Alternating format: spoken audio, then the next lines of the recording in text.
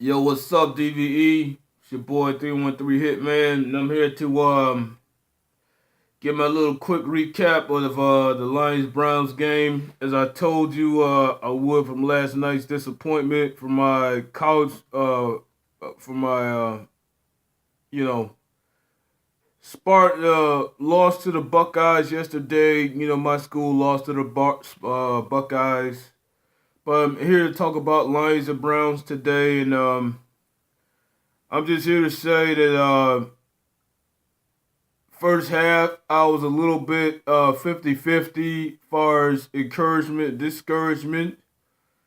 But Golden Tate pretty much sealed the deal, and with that touchdown catch, and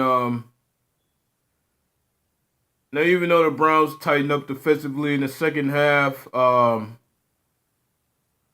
was pretty impressed with what I saw from Mahalik. I think we found the right side of Taylor Decker, and I think Mahalik is the man if we can't bring Wagner back next year.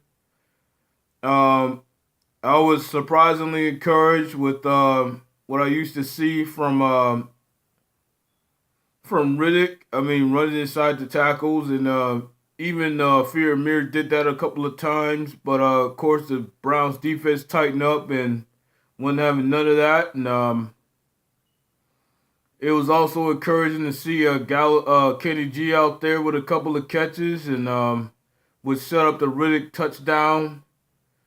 It was also encouraging to see, of all things, Ebron touchdown sighting. Him actually catching the football and running to the end zone.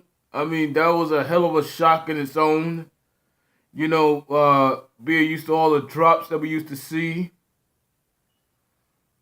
I have to consider this a decent game from Stafford because he really had nothing else. After the first half, I mean, like I said, the Browns tightened up defensively and shut it down. Offensive line, O-line struggles as usual with pass protection. Can't pass protect to save our life. They have a no-name Cleveland Brown DN make all the noise. That's not good.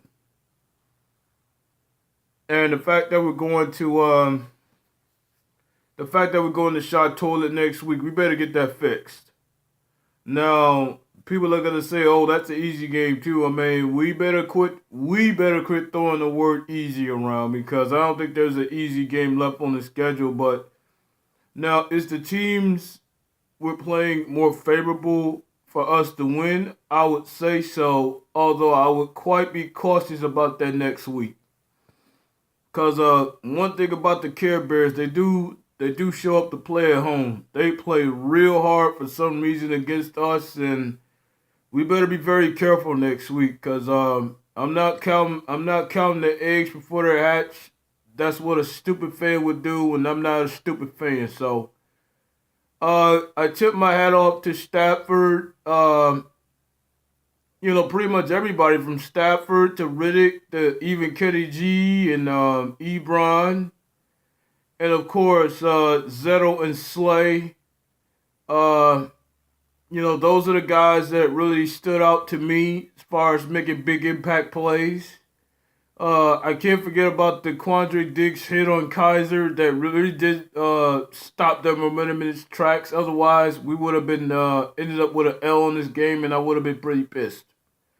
To tell you the truth. So, also want to give a big shout out to DGM on his 100 subs. Congratulations to him.